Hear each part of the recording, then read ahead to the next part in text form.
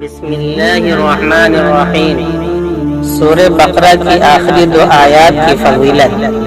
ये दोनों आयत मेराज शरीफ का तोहफा है।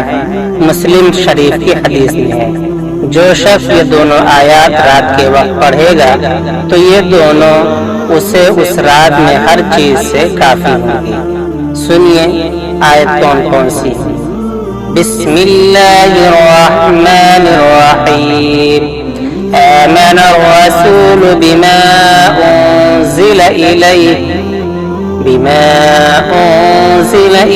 मिन रब्बिहि वल मुअ्मिनून कुल्लुन आमन बिल्लाहि व मलाइकतिहि व कुतुबिहि व रुसुलिहि ला नुफर्रिकु बैन अहदिन मिन रुसुलिहि وقالوا سمعنا وأطعنا غفرانك ربنا وإليك المصير لا يكلف الله نفسا إلا وسعها لها ما كسبت وعليها ما اكتسبت ربنا لا تؤاخذنا إن نسينا أو أخطأنا ربنا ولا تحمل علينا